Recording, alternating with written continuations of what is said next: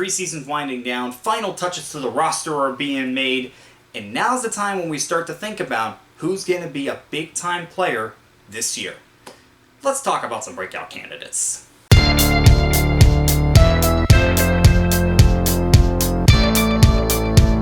What's going on, guys? Six Report here, back to another video. Today we are talking about the AFC Breakout Candidates, and I love doing these videos because when I get to look back on them, I love seeing who I got right, who I got wrong, and who I just got unlucky with. And I got unlucky a lot last year. Anyway, we're going to start with the Buffalo Bills. Now, some ground rules. Only 2 rookies per conference and 1 quarterback per conference. I didn't want those dominating this list, which was easy to do. No, I'm not going with Keon Coleman. 2 reasons. 1, wide receiver. You never know who's going to break out as a rookie with the wide receiver group. Sometimes there are guys that can't miss breakouts, and they don't. And sometimes you have guys that you think need time to develop, 1,000 yards right away. 2, second round pick. Same thing. You never know what you're going to get out of a second round pick. Yes, even the top of the second round. Some guys, they can come in, they take every snap. Some guys barely play. We will see. Now, I expect Coleman to play a lot, but I'm not necessarily going to call him a breakout rookie candidate. Now, who is a breakout candidate? Gregory Rousseau. He was taken in the first round of the 2021 draft, and he's gotten better throughout his first 3 years. I think he's ready to break out and have his first double-digit sack season. After the offseason Miami had, a lot of their young guys are going to have to step up. And one guy that I have is Devon Achane, their running back. Now, Raheem Mostert was a starter last year, and he's still there, but he's 31 years old.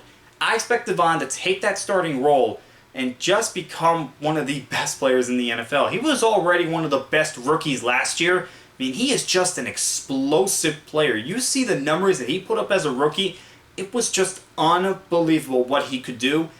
I think he's going to take it to another level this year. I'm expecting a Pro Bowl nod out of him if he stays healthy. Last year, I nailed the Patriots breakout candidate for the first 4 games because Christian Gonzalez got hurt 4 games into the season, and I'm still upset about that. If he doesn't get hurt, he might have won the Defensive Rookie of the Year.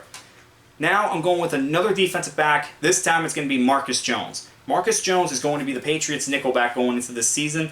I think he takes his game to another level. He's already a solid player. I think he's going to take it one step further. The Patriots, you realize they have a lot of young guys in that secondary. If they can step up, they might have one of the better secondary units in the NFL. Jets breakout candidate from last year was the only one that stayed healthy in the AFC East. But he still got cursed because Aaron Rodgers got hurt 4 plays into the season. Luckily, Breece Hall played fine, and I consider that a breakout season. This year, I'm going Jermaine Johnson. Jermaine Johnson went from 2.5 sacks his rookie year to 7.5 last year. I think he reaches double-digit sacks. I don't know if he's going to make the Pro Bowl or not, but when you have a guy like Quinnen Williams at defensive tackle, that is going to free up space for you. And if Hassan Reddick ends up not playing for the Jets, somebody's got to step up and take the spot that they expected him to have. And I think it's going to be Johnson that does that. There's a lot of good choices for Baltimore, whether it's Rashad Bateman, Odafe Oweh, even Roger Rosengarten could be a breakout rookie candidate for the Ravens.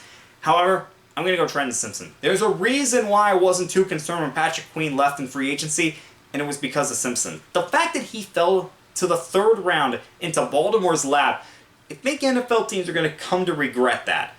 From what he's done in the preseason, you got to be excited about him. So yeah, I'm going with him as my breakout candidate. We were defensive back last year at Cincinnati, and while Dax Hill did fine statistically, there's still things that he has to work on. I'm going to go defensive back again. I'm going to go DJ Turner. The only question with DJ Turner is his size. Can he handle being on the outside, or is he just going to be a nickel guy? And we're not sure just yet, but he's a very talented player. I think wherever he lines up, he's going to be a destructive force in that Bengals secondary. Another corner with the Browns selection, I'm going to go Greg Newsome. Greg Newsome, yeah, he's already a good corner in this league, but I think his play goes another level this year, and he makes his first Pro Bowl. Newsome, they drafted him in the 1st round to be across from Denzel Ward. He's worked out just fine, but again, I think he can take his game to another level. This could be my most controversial take, but I think Broderick Jones is the breakout candidate for the Pittsburgh Steelers. And I went with Jones because I just think he's very talented. Yes, I know, it's not good reports coming out of training camp and in the preseason, but I think he can get past that. He's a very talented tackle. Now, whether he's on the right or left side, we're going to find out when the season starts. But really, for Broderick Jones, I think he's going to be a good player in this league. Okay? I have faith in him, and hopefully he rewards it.